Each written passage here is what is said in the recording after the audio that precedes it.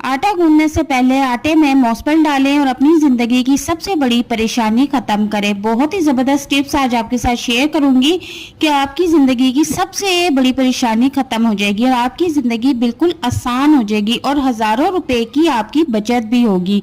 ये तरीका देख के आप मुझे हमेशा के लिए दुआ में याद रखेंगे इंशाल्लाह। तो चलते हैं रेसिपी की तरफ, स्टार्ट करते हैं। तो बिस्मिल्लाहिर्रहमानिर्रहीम, अस्सलाम वालेकुम। आटा गूंदने से पहले आपने 2 या 3 चम्मच आटा निकाल के एक छोटे से बाउल में रख लेना है।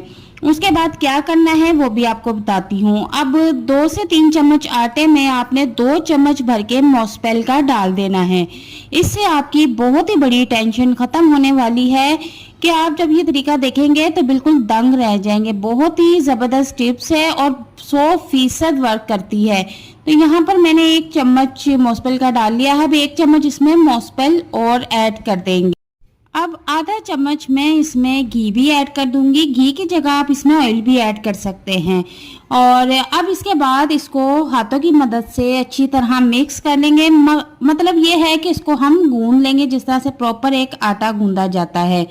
इन तमाम चीज़ों को आपस में मिक्स करने के बाद हल्का सा इसमें पानी डालना है और इसको आपने गूंद लेना है जैसे आटा गूंदते हैं। पानी इसमें आपने ज़्यादा नहीं डालना है वरना ये पतला हो जाएगा तो हमारी ये जो रेसिपी टिप है ये बिल्कुल ख़राब हो जाएगी। तो आपने इसको थोड़ा सा सख्त फॉर्म में रखना है। यहाँ पर आप देख सकते हैं कि मैंने इस को गूंद लिया है और इसके बाद आपने छोटी छोटी सी ऐसे गोलियां सी बना के रख लेनी है। कुछ हम बड़े साइज की गोलियां बनाएंगे और कुछ हम छोटे साइज की गोलियां बनाएंगे। तो वीडियो में आप देख सकते हैं कि गोली का साइज मैंने कितना रखा है। आपने इससे बड़ी गोली नहीं बनानी।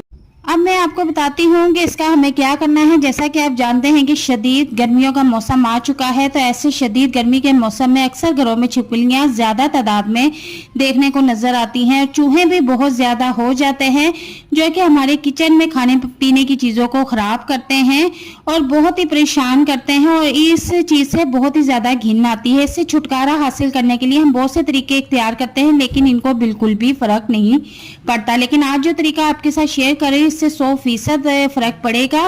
और ये तरीका इस्तेमाल करने के बाद आपको अपने घरों में छिपकलियां और चूहे बिल्कुल भी नजर नहीं आएंगे। तो आपने क्या करना है कि ये जो बड़ी गोलियां हैं ये आपने जहां से चूहे के आने जाने का रास्ता है वहां रखनी है और कुछ आपने गोलियां किचन में रखनी है और कुछ कमरे में रखनी है। बच्चों की पहुंच से आपने ये गोलियां बिल्कुल दूर रखनी है और ये काम आपने रात के टाइम करना है और सुबह जब आप उठें तो ये गोलियां आप उठा लें, क्योंकि अगर आपके घर में छोटे छोटे बच्चे हैं तो आप दिन के टाइम ये गोलियां ना रखें। और ये जो छोटे छोटे पीस मैंने किए हैं ये छिपकलियों के लिए किए हैं। जब रात को आप देखें कि आपने किचन में सारा काम कर लिया है तो इस तरह से किचन में आप इनको फैला दें, क्योंकि अक्सर छिपकलियां जो है वो किचन में ज़्यादा नज़र आती हैं क्योंकि ये खाने पीने की बहुत ज़्यादा शौकीन होती है।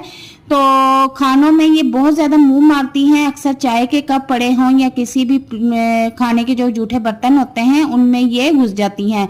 तो इस तरह से आपने रात को फैला देना है और उनकी आदत होती है कि हर गिरी हुई चीज़ को फ़ौरन से खाना, और जैसे ही वो ये खाएंगी तो बाहर जाके उनका जो है दम घुटना शुरू हो जाएगा। घर के अंदर वो नहीं मरती, बाहर जाके मरती हैं। चूहे भी बाहर जाके मरते हैं, छिपकलियां भी। जब सुबह हो जाए तो आपने इस तरह से सारी चीज़ों को समेट के रख देना है। सुबह के टाइम चूहे बहुत कम नज़र आते हैं और रात में ज़्यादा दंदराना शुरू हो जाते हैं। बड़ी गोली जो है वो चूहों के लिए है और जो छोटी मैंने बना के रखी है वो मैंने छिपकलियों के लिए, लाल बेग या कॉकरोच वगैरह के लिए बना के रखी है। अगर आपके घर में बच्चे मौजूद है तो आपने दिन में ये अमल नहीं करना।